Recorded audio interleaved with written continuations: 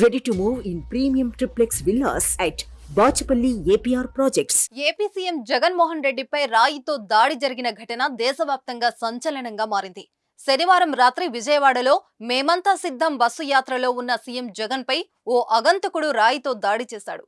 గురి చూసి బలంగా కొట్టడంతో ఆయన ఎడమ కంటి దగ్గర తీవ్ర గాయమైంది. వైద్యులు జగన్ కు ప్రాథమిక చికిత్స అందించారు. విజయవాడ సింగర్ నగర్ డాబా కోట్ల సెంటర్లో ఈ ఘటన చోటు చేసుకుంది. క్యాట్ బాల్ లో రాయి పెట్టి కొట్టినట్టు పోలీసులు అనుమానిస్తున్నారు. ఘటనా స్థలంలో సీసీ ఫుటేజ్ ను పోలీసులు పరిశీలిస్తున్నారు.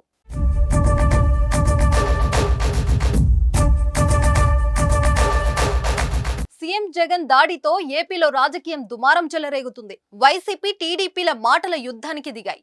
జగన్ పై దాడి టీడీపీ పనే అని అధికారి పార్టీ ఆరోపిస్తుంది. వైసీపీకి వస్తున్న ప్రజాభిమానాన్ని ఓర్వలేకే టీడీపీ వర్గాలే దాడికి తెగబడ్డాయని వైసీపీ నేతలు ఆరోపిస్తున్నారు. టీడీపీ మాత్రం ఇది మరొక డ్రామా అంటూ తిప్పికొడుతుంది. గత ఎన్నికలో కోడికత్తి డ్రామా ఆడిన జగన్ ఇప్పుడు రాయితో తానే దాడి చేయించుకున్నారని టీడీపీ విమర్శిస్తుంది. సీఎం జగన్ పై దాడి పట్ల టీడీపీ జాతీయ ప్రధాన కార్యదర్శి నారా లోకేష్ వ్యంగ్యాస్త్రాలు సంధించారు. రాయి ఎక్కడి నుంచి వచ్చావు, ఇంకెక్కడి నుంచి వస్తా, తాడేపల్లి ప్యాలెస్ నుంచే వచ్చా అంటూ సెటర్ వేశారు.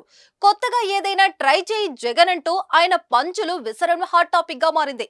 ఈ ఘటనపై టీడీపీ అధినేత చంద్రబాబు స్పందిస్తూ జగన్ పై దాడిని తీవ్రంగా ఖండిస్తున్నా, ఈ ఘటనపై నిష్పక్షపాతంగా విచారణ జరిపి బాధ్యులపై ఈసీ కఠిన చర్యలు తీసుకోవాలని కోరారు.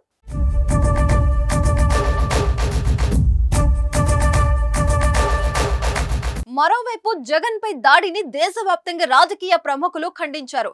AP CM YS Jaganmohan Reddy త్వరగా కోలుకోవాలని, మంచిగా ఆరోగ్యంగా ఉండాలని ప్రార్థిస్తున్నానంటూ ప్రధాని నరేంద్ర మోదీ ట్వీట్ చేశారు.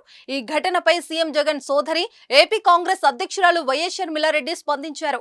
ఈ రోజు ఎన్నికల ప్రచారంలో భాగంగా సీఎం జగన్ పై దాడి జరిగి ఎడమ కంటి పైన గాయం కావటం బాధాకరం, దురదృష్టకరం.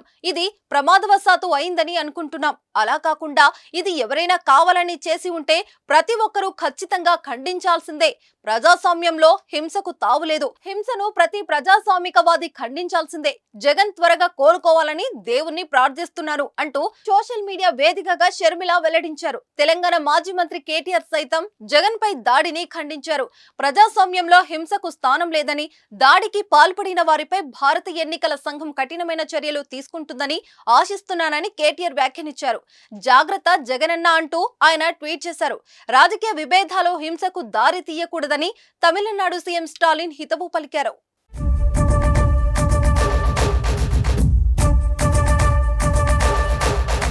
సుమన్ టీవీలో మీ పర్సనల్ అండ్ బిజినెస్ ప్రమోషన్స్ కోసం కింది నెంబర్కి కాంటాక్ట్ చేయండి.